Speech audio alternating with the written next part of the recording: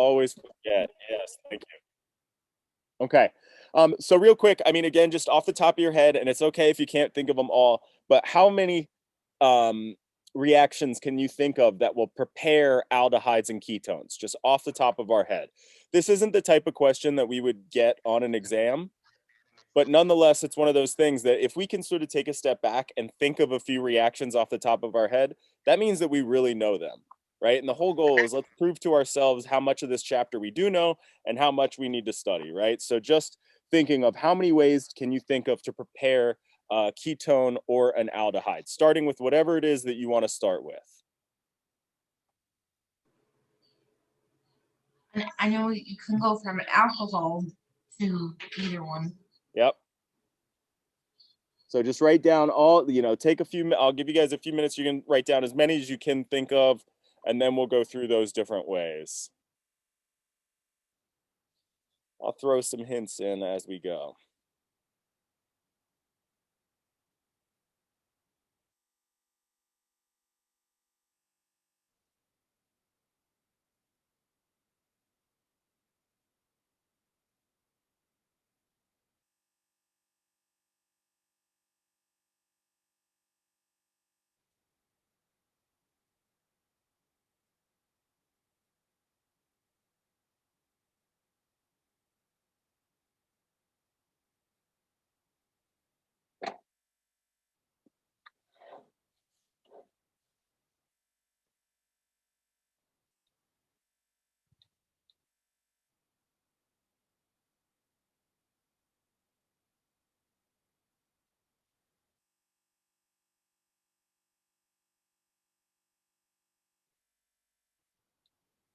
Okay, and functional groups that we can think of that will get us there would be alcohol groups,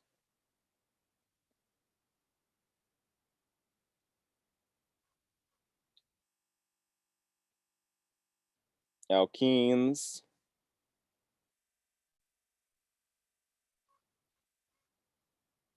and alkynes.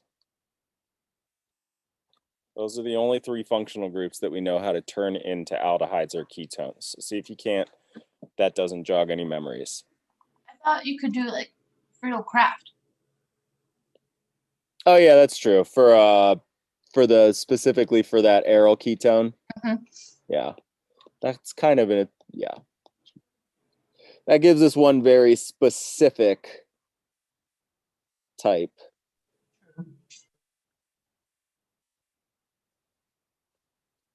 So yeah, absolutely, we can do that as well. Oh, and then let me get my.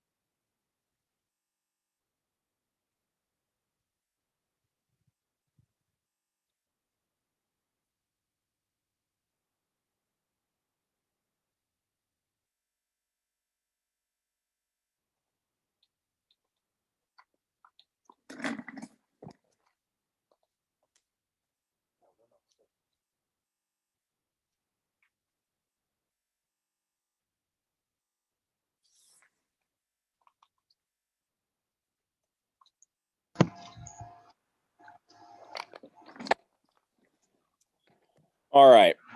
Let's actually work from right to left here. So starting with the alkyne. Do you remember how we do that? Hydrobornation. Yeah, so hydrobornation, which is, right, we learned about this when we were learning about alkynes as well as alkenes. Hydrobornation will put an oxygen on the less highly substituted carbon. That's what that, like, when you hear boronation, that's what you want to think. So the second would be, and then base. So this would create an aldehyde.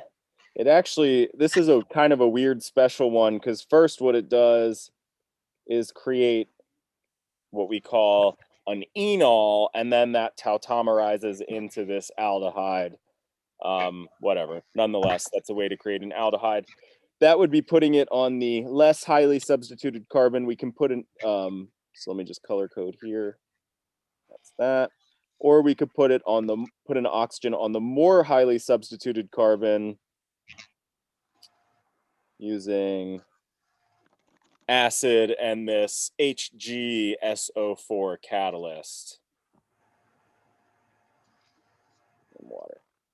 And that will create a ketone. Okay, but both of those reactions are just sticking an oxygen onto one of those two carbons, and then there's this tautomerization that will lead to either an aldehyde or a ketone. There's a sort of equally as weird reaction that we can do with alkenes to turn them into aldehydes or ketones. Do we remember what that is? Aldehydes to ketones. Alkenes to ketones or aldehydes. Ozonolysis?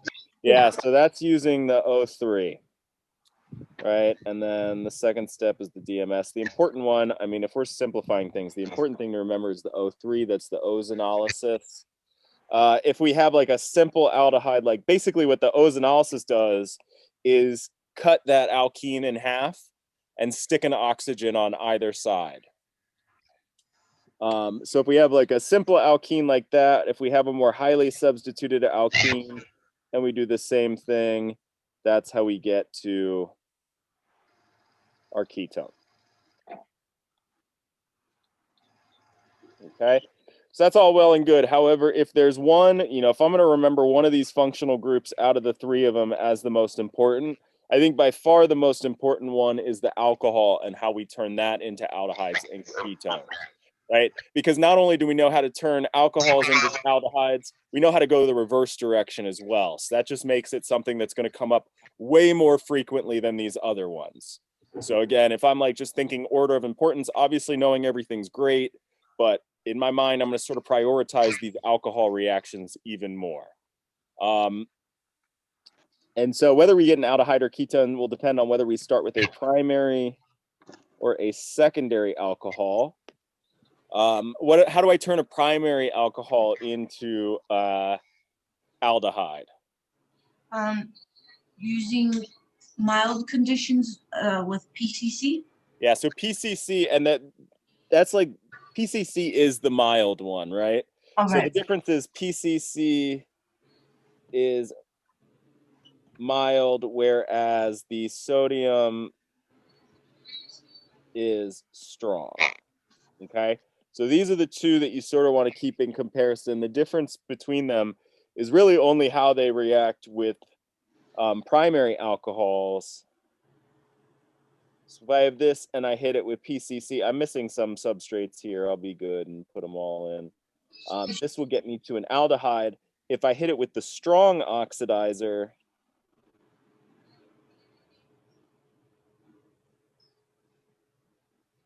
that's when I get all the way, fully oxidize that carbon to a carboxylic acid. Okay, so that's the difference between strong and mild. There are some other mild ones in the book.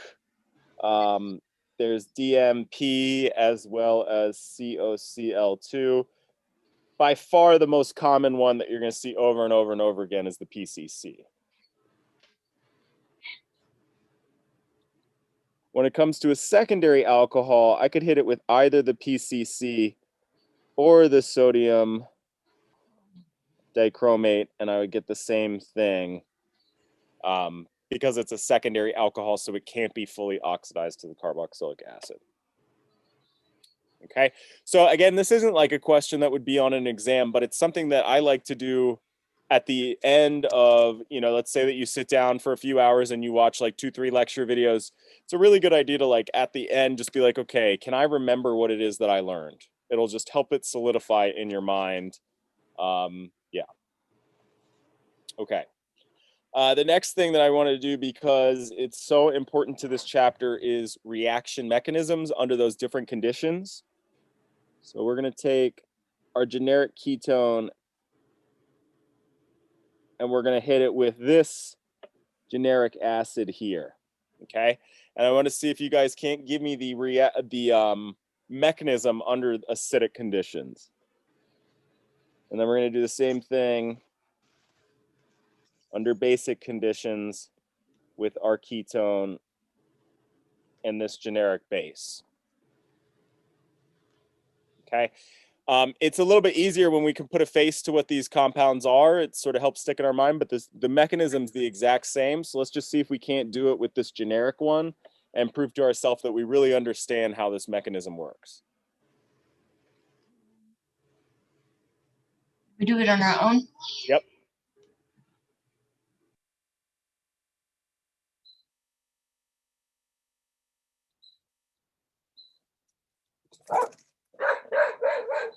Ruby.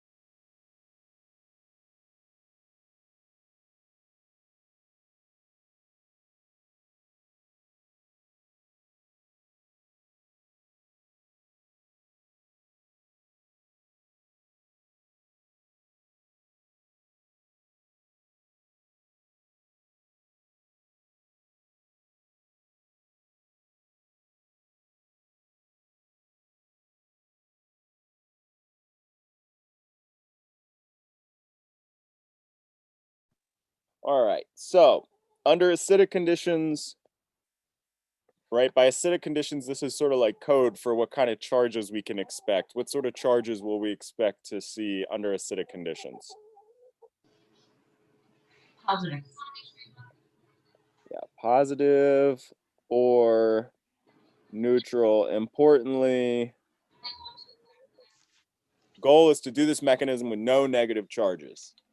And that means that the first step has to be the protonation of this carbonyl oxygen, right?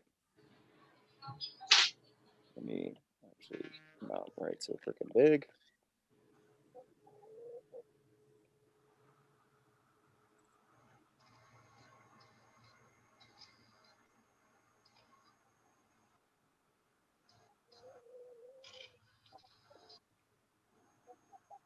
Now we have our nucleophile, which can go and attack that even more electrophilic carbonyl carbon. It's even more electrophilic than normal because it's got that protonation. Kick that pair of electrons up.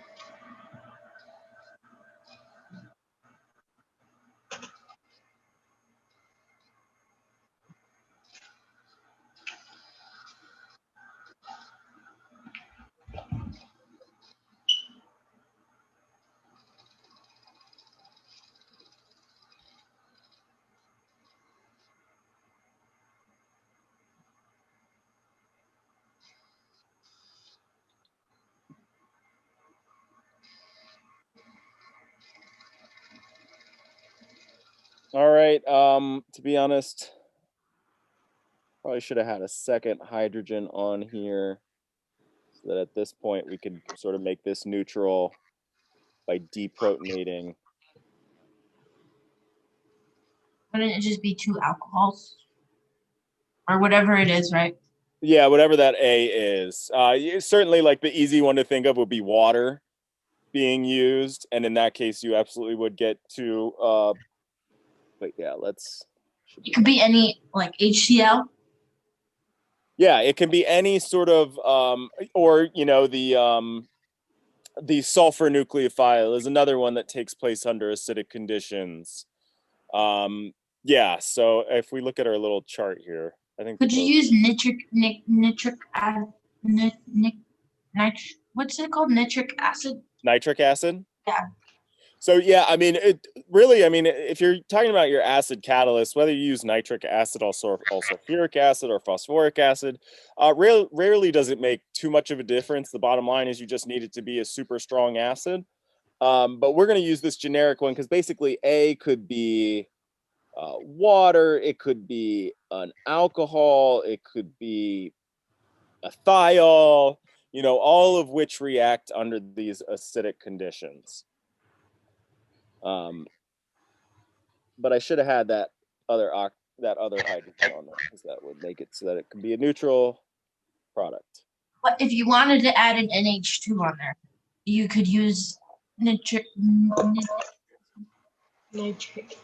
I can't say it.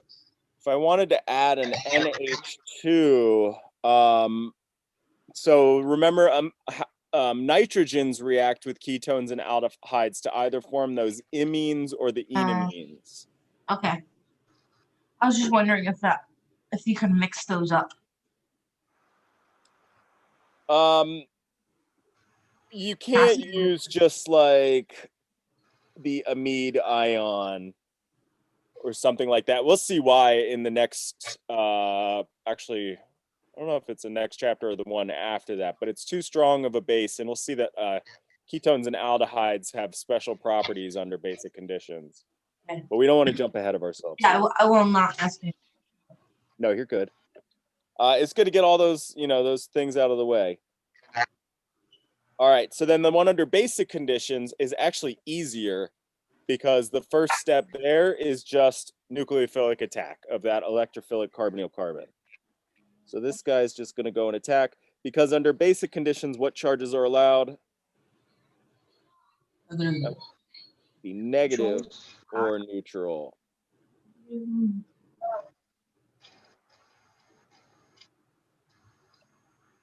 No positive charges.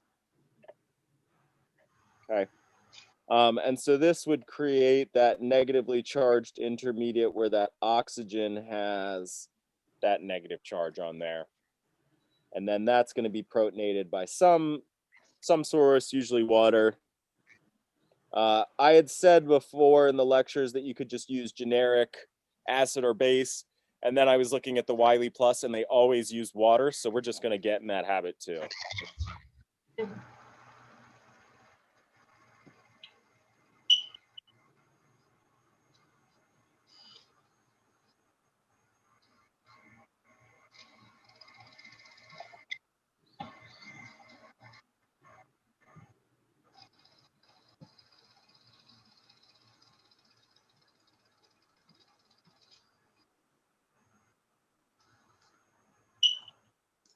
Okay, so now let's put like a face to one of our like generic things here, and we're gonna do the reaction between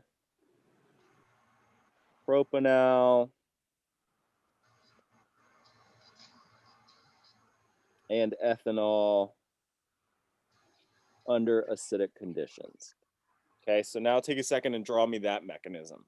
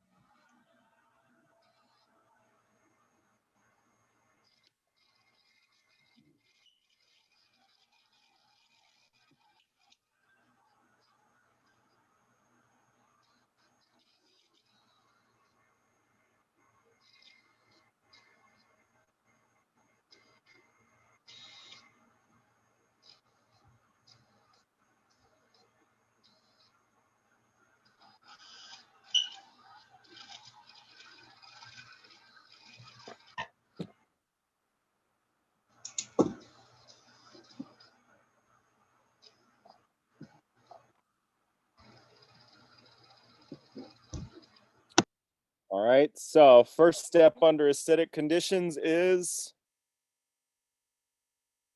Protonation of the oxygen. protonation of that carbonyl oxygen. It's going to be always the same for all of our acidic condition reactions. Oops.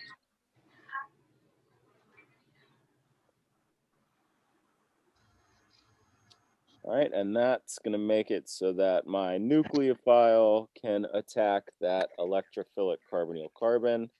Remember that oops, I forgot a hydrogen here.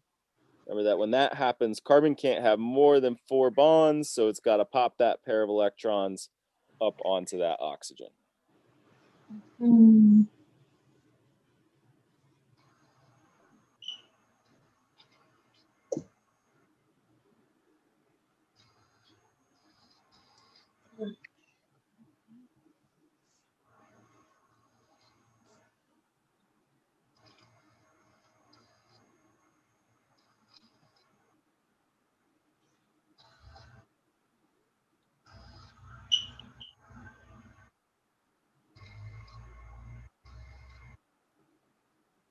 All right, but then I'm not going to stop here because what's kind of funky about this structure? The positive charge. Yeah, exactly. So how do I get rid of that positive charge on that oxygen? You get the water to come back. So I need to exactly. I need to deprotonate it, and so I need some base, right? And in that case, again, we're just going to make sure to use water each time. So that'll reach over, grab that proton, that pair of electrons, and the bond comes back.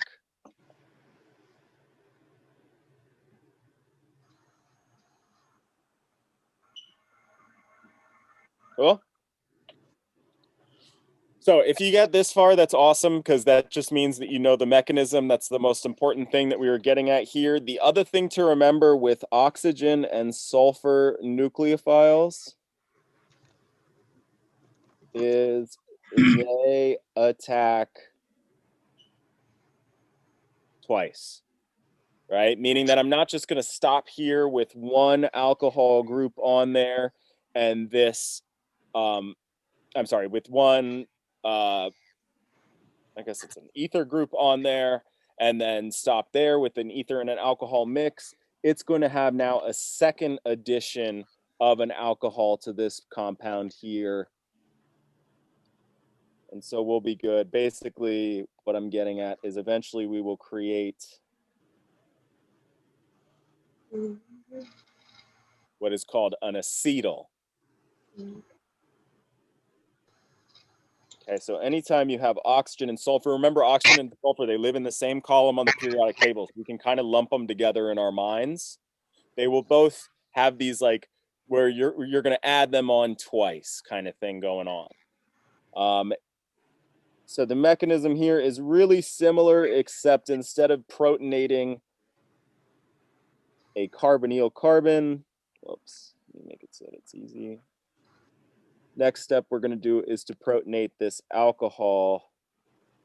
Basically, we're going to make it a good leaving group by turning it into water.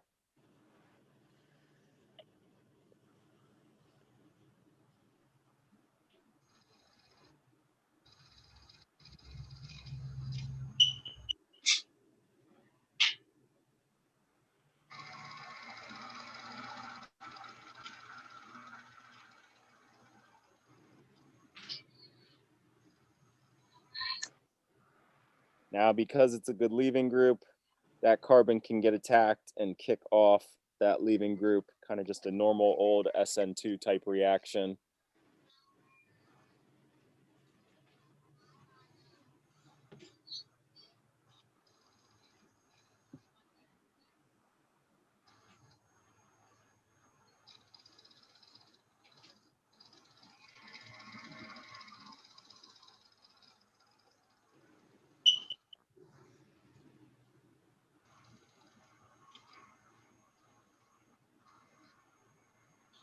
And then again, the last step is I just got to get rid of that hydrogen, deprotonate it. So I'm going to need some base.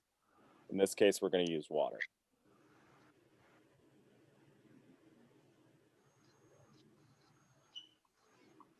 Okay, so obviously knowing every little piece of this is awesome, but if I'm going to sort of break it down into what I think is the most important part, this top part here is sort of our generic reaction mechanism under acidic conditions for aldehydes and ketones. That's definitely something we just got to know. And then just to remind me the fact that I actually have this second round, I'm going to remember that oxygen and sulfur will undergo two, right? That's when I form those weird thioacetyls or acetyls. Yeah, it's just something that we got to know that this happens to aldehydes and ketones.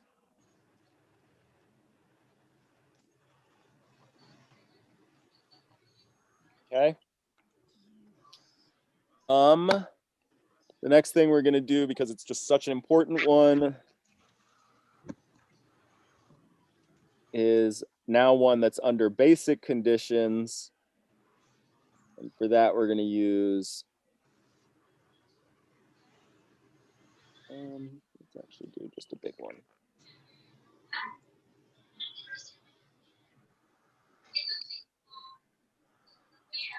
Grignard.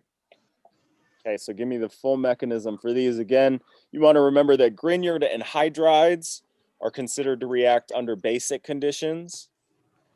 So that just means shouldn't see any positive charges. And I guess I just want to take this opportunity to bring up this little summary table here. 19.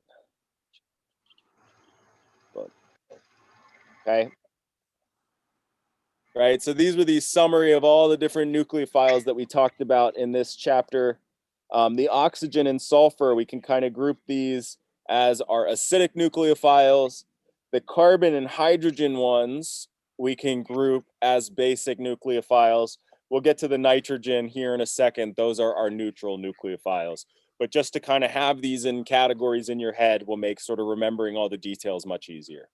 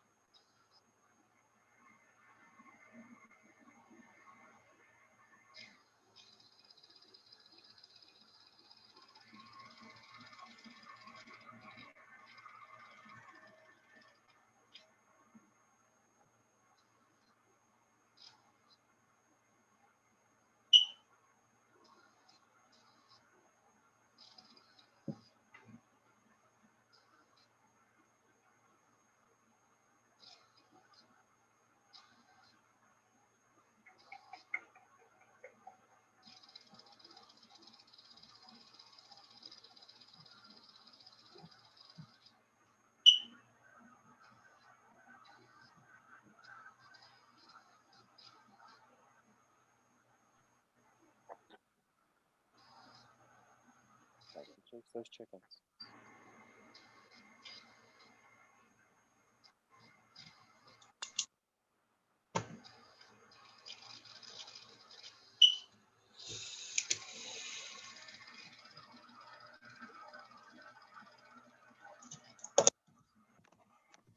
Okay, and the basic ones again are a little bit easier.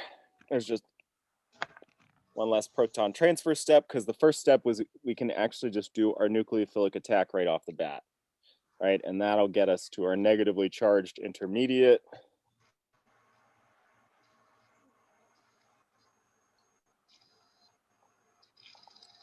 Importantly, how many carbons did I add in this particular example?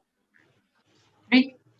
Yeah, so normally, you know, a lot of the times the like classic example to use for your Grignard is this methyl Grignard. The beautiful thing about a Grignard is like the back half can literally be anything you want. Doesn't have to be a methyl group. It could be an aryl group, an alkene. It's like got almost no restrictions. So in this case, let's just make sure we can do it when it's a longer chain. There are indeed 3 carbons that should have been added on.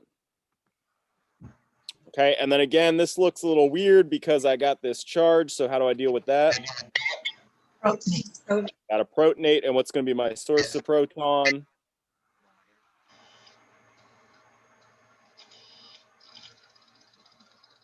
We're going to just do the same, similar to what we did last time when we needed a generic base. Now we need a generic acid, right? A generic source of proton. So we're just going to use water. Okay. When we're doing these, should we do the stereochemistry little dashed wedges? So in this, so actually, you know, the beautiful thing about all aldehyde and ketone reactions is there's no stereospecificity of which side's going to be attacked. So you're always going to get a racemic mixture. So yeah, if we were being really good, we would draw both of our products in there. But use it. So let me just finish this off, and then I'll show you what I mean. So first of all, this will go and attack that hydrogen that breaks off there, and then we have as our final product this and this. So you're absolutely right that if we were being really good, we would want to show the fact that actually 1, 2, 3, we had both this stereoisomer and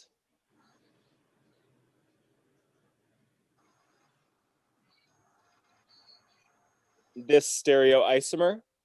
But actually when you draw it, and representing a racemic mixture, right? Not only do we get both of these, but it's like an exact 50-50 mixed. It's not like one's preferred over the other.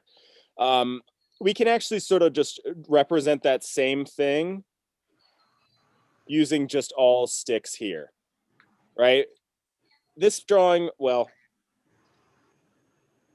in this particular example, because this is 3 carbons and this is 3 carbons, it's actually not a stereocenter.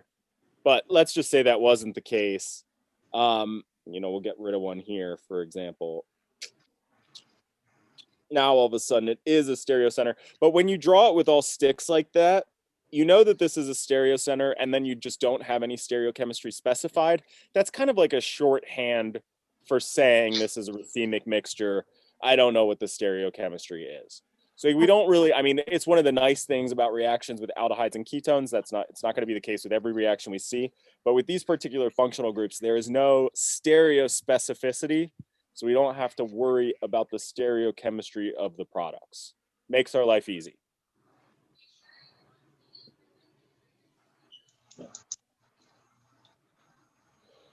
Cool. All right.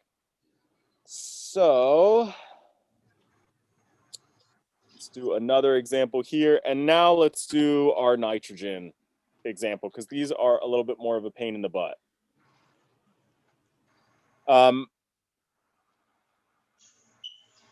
And we're going to use a primary amine to start out with.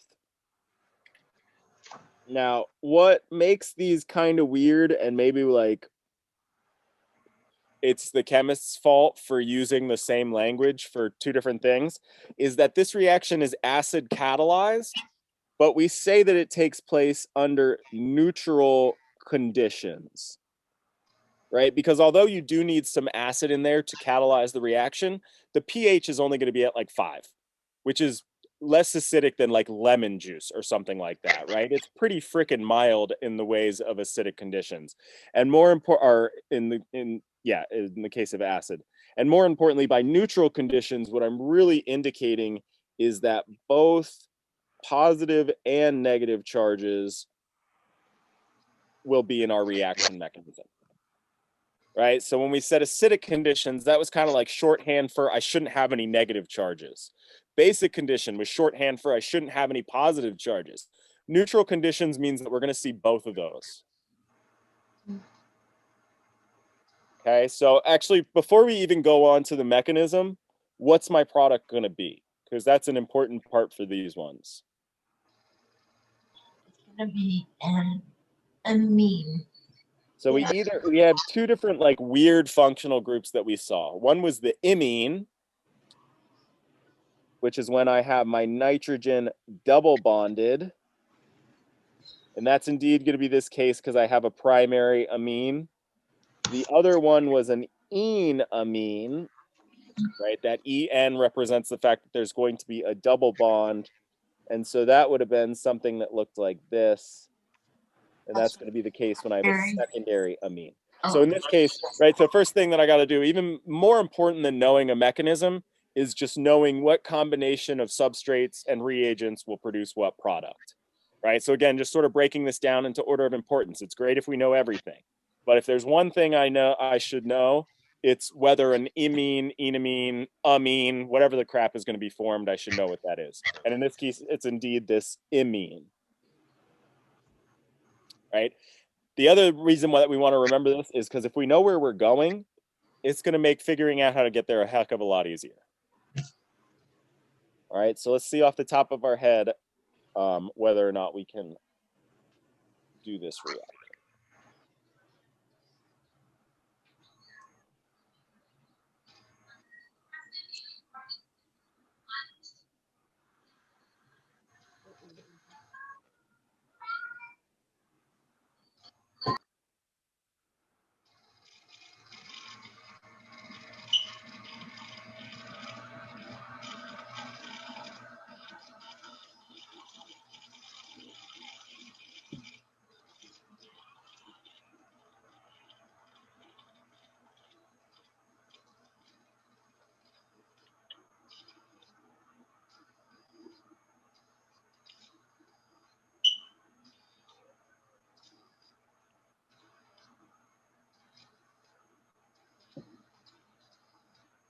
Okay, so let me just jump in just to steer in case anybody's on the wrong direction real quick. The first step here is actually going to be the nucleophilic attack. And that's going to create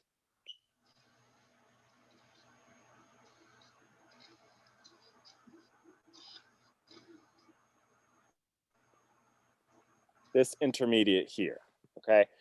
Usually when we have an acid catalyst, that first step is protonating that carbonyl oxygen. It takes really strong acid to protonate a carbonyl oxygen. We don't have that strong of acidic conditions. And furthermore, the best way to remember this, if I can remember that nitrogen is neutral conditions, this second step is good at proof that they're neutral conditions because that molecule has both a positive and a negative charge in it, right? That's like the hallmark of these neutral conditions. So if I'm going to try to like simplify things at all, I'm going to remember nitrogen's neutral and that second intermediate there demonstrates those neutral conditions. And it's a reversible reaction. They're all readily reversible. Right. Yeah.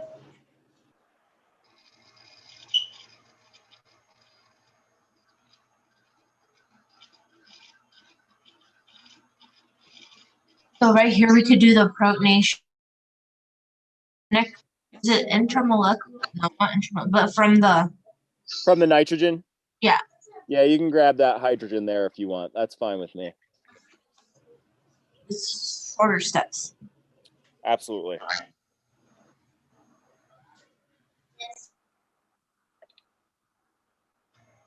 Okay. And actually, that's a really good, after that step is also a really good checkpoint for these reaction mechanisms to make sure you're on the right path.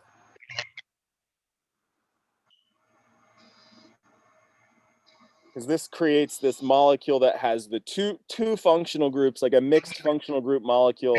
It's got this alcohol group and this amine group on the same atom.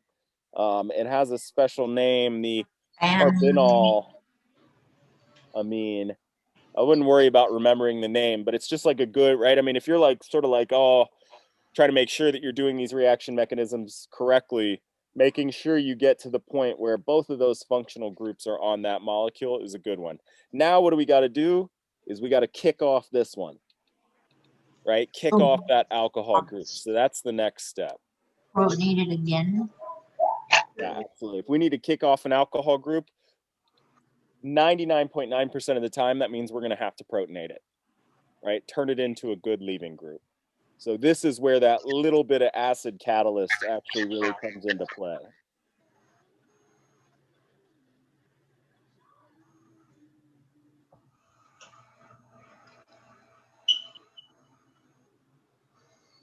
And then those lone pairs can come out. Nice, yep.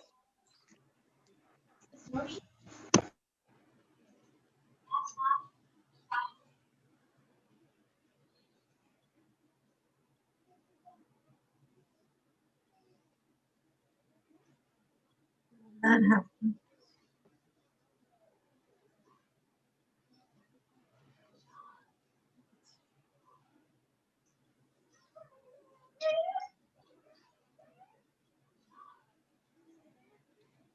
And so then we Progress.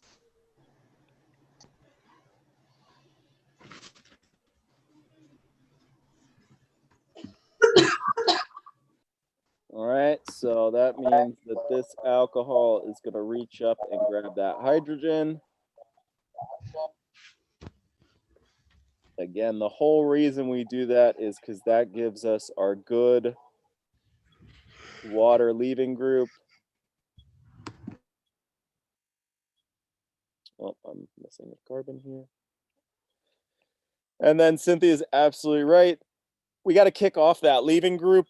How does that happen? It doesn't happen because something else comes along and attacks. It's an intramolecular, where that pair of electrons on the nitrogen reaches down, and that's what kicks off that water leaving group. So now we have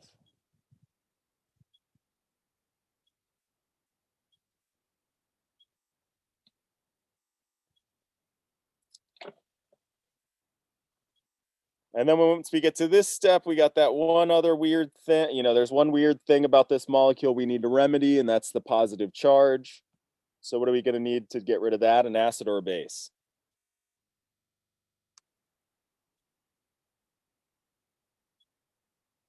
a base. A base. And what are we just going to use? Water. Yeah, we could use like generic B, but to be consistent with our textbook and our homework, we'll just go ahead and always use water. Kind of nice to put a face to it, actually. It could just be as easy as water. If we wanted to use NaOH, could we? The only reason you couldn't use NaOH is because you have the acid catalyst. Oh yeah. Right, so that would just like your base is going to react with your acid. It's not going to work. And actually, the nice thing about using water is that we are going to reform our acid catalyst. And of course, a catalyst you should always have it on both sides of your reaction. So that's kind of a nice way that we can sort of make sure that we're being consistent there. All right, now if I'm going to make things a little bit more complicated, rather than doing the whole thing over again, let's just say that if instead of starting with a primary amine, we started with the secondary amine, we would actually still get to this step here, except for it would look like this. And then go ahead and remedy this for me. What would we get as our product?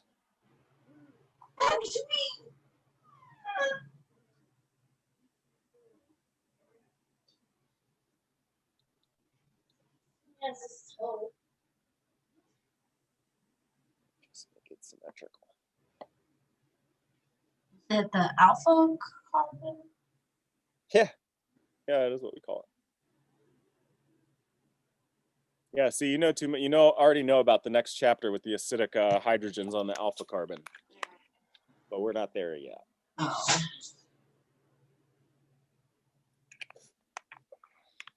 But indeed, obviously, there's not a hydrogen to remove from this nitrogen, so instead it comes from this next door neighbor carbon. I need to remove a hydrogen. That means I'm going to use what? An acid or a base? A base, exactly. And we're just always going to use water to make our lives easier. So in this case, the water grabs the hydrogen, and then we're going to have to do this sort of chain of events that kicks that electron up there.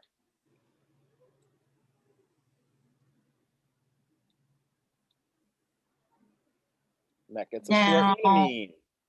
In the previous one, Yeah. you had a methyl group. Should we grab from the methyl or? Yeah, I actually made it symmetrical because we didn't learn about any, what would it be called, regioselectivity of this reaction. Oh.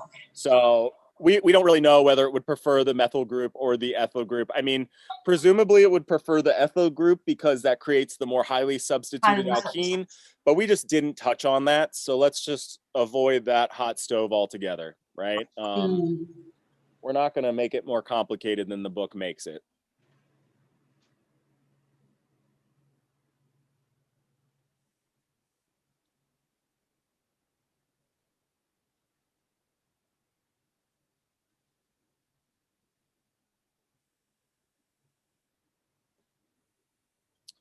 All right, so let's do one more. There's one thing I want to point out to everybody, sort of remind, I think I put it in the lecture notes, but I don't really remember.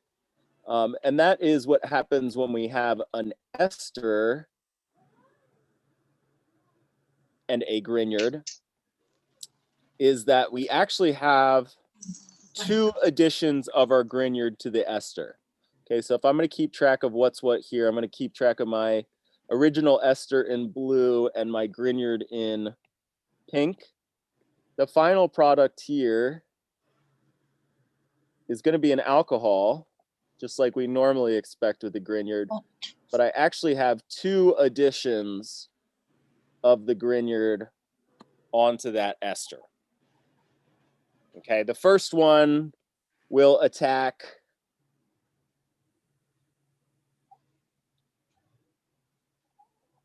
and it will go from an ester to a ketone, but then we know ketones also react with Grignards, so that's why I get that second addition there.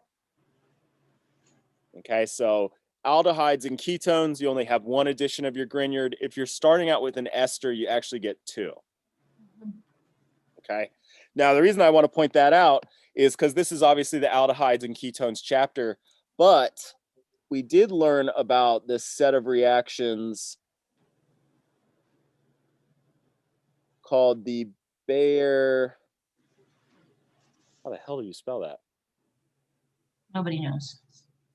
It's really weird. And then Villager with all eyes.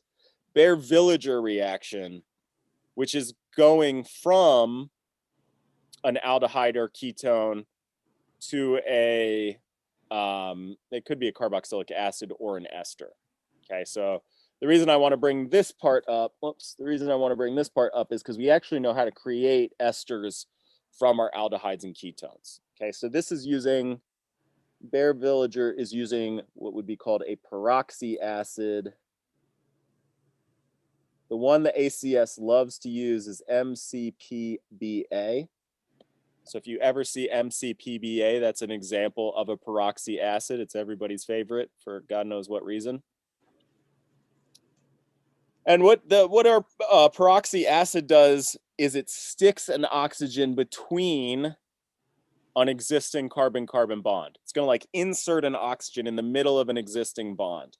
And remember with these Bayer-Villager ones, you have this like order of what's called this migration tendency, where hydrogens are the most likely to migrate, then a tertiary group, a secondary group, which is tied with a phenyl group, primary group, and a methyl. Okay, so in this particular molecule here, I could either insert my oxygen in the blue position or in the pink position. Which one's going to be preferred? Blue. The blue, right? So basically it's going to be in between the more highly substituted carbons is a good way to think about it, with the exception of, you just got to remember, if it's an aldehyde, it's always going to be that hydrogen. But yeah, so then in this case, we'll create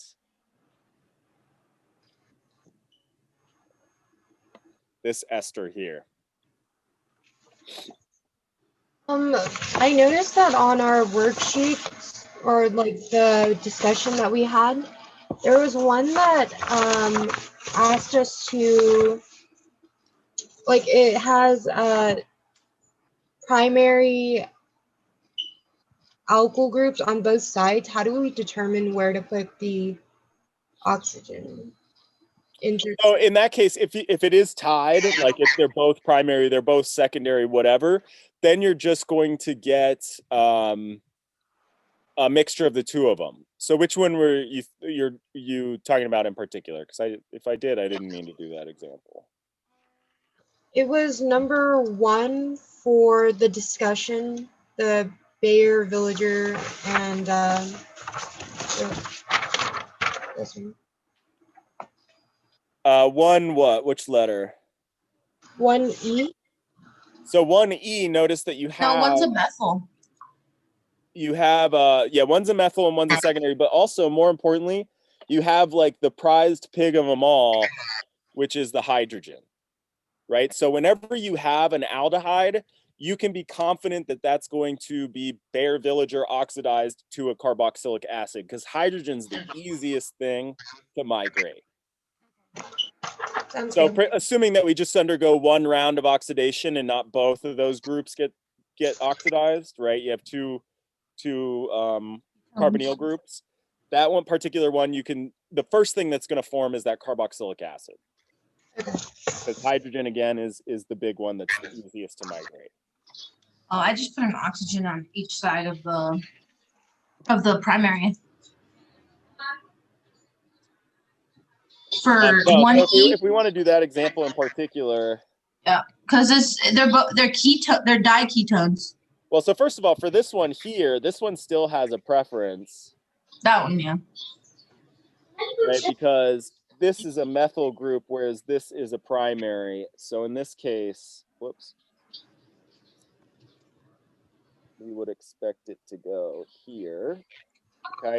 But now if we're going to do the one from the actual slide where there's this and this, again, the aldehyde is like the easiest for these reactions to occur. I thought there was a ketone, like I thought there was another methyl group on the other side of that aldehyde. That's what I saw. No. Aldehyde, right, means that there's like, by definition, there's an oxygen there or a hydrogen there. So in this case, if we're at least the first thing, if maybe it goes a second round, but if it's just going to go one round of oxidation, it's going to first form the carboxylic acid. Okay. Oh. All right, so I'll take questions. You guys are done with your hour. That was, done with the review session for the points and everything like that. If you guys have any questions, though, let me know. I wrote that down wrong. I thought that was two ketones. Yeah, I got you. In which case, it would go like on the inner part, right? Yeah. Would it go on both ketones? I mean, it would depend on like unless it says excess, you just assume that there's like a molar equivalent, like a 1-to-1 reaction is taking place. Yeah, you would look for the word excess or something, and then you might undergo one. But really, with those questions, it's just one side. Whether or not you know where the oxygen's going to go, so you could sort of assume that it's just going to be one. Gotcha.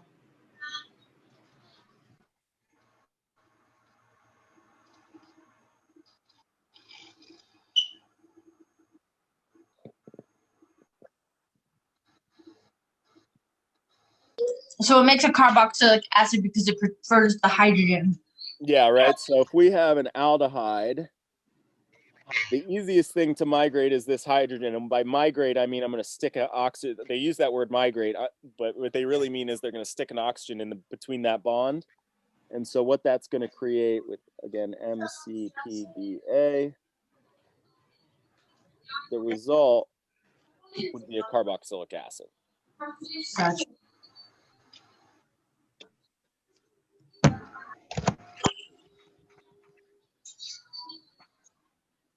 So we could even like simplify and say that aldehydes with MCPBA are going to become carboxylic acids, and ketones with MCPBA are going to become esters.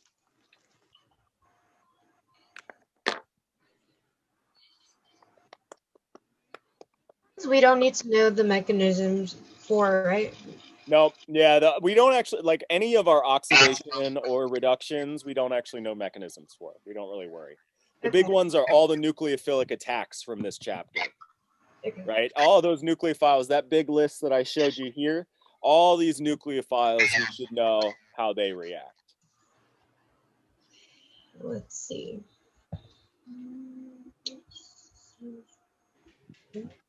Okay.